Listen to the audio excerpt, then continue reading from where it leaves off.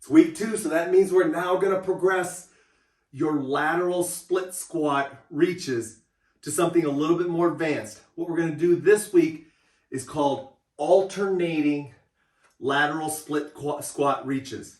Now, all the things we talked about on week 1 still apply in regards to the ways that you can adjust things with stools, chairs, and so forth. So keep that in mind. The same sequence in regards to how much tightness I want you to feel is true for this, as well as, again, we're not driving through pain. But if you've been doing the mini challenge last week, like I showed you, I think you're ready for some alternating movements. Now, alternating movements means we're going to go ahead and we're going to work from side to side while we're doing our exercise. We're not going to just stick to one side while we move. Why do I want to do that? Well, number one, it's going to go ahead and start building in coordination. It's going to build in integration, so you're going to learn how to move in and out of the stretch more efficiently. It's going to be able to allow us to go ahead and bring in rhythm and ultimately speed so that you can go ahead and challenge your stretch more aggressively. It's also going to go ahead and be a lot more fun because moving side to side is always a lot more relaxing and a lot more rhythmical and a lot more enjoyable. So that's why we want to go ahead and bring it in.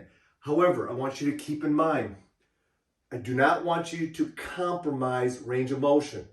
So if you start to try to move faster, that doesn't allow you now to reach shorter or less. I want you to always continue to maximize your range of motion while you're doing this movement. Okay, let's get into the movements.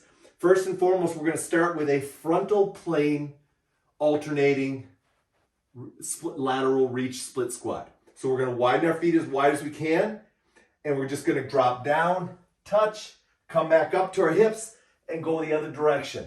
So all we're going to do is just work side to side. If at any point in time I feel like I can widen my feet a little bit more, I'm just going to wiggle them out a little further and keep working. That's going to be the alternate. We're going to go ahead and do that for 1 minute.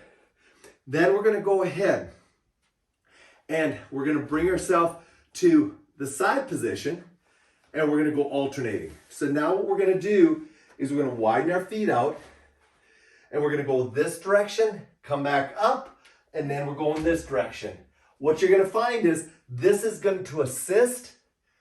This is going to pull me further into the range of motion. So you're going to find that it's more challenging to go towards the band attachment than it is to go away from the band attachment. But keep your range of motion, keep your width the same. If you need to shorten this reach a little bit to begin with, go ahead and do that. From there, we're going to go ahead, turn around, widen out, and do the exact same thing on this side. So now this will be the assisted leg, and this will be the resisted leg. Hopefully you might find some subtle changes as you're going through that alternating movement. It'll allow you to really compare from side to side to see where you're limited. Now, if on one side you have to limit your reach, go ahead and do that. Don't force the reach on one side just because you can do it on the other side. Adjust as needed.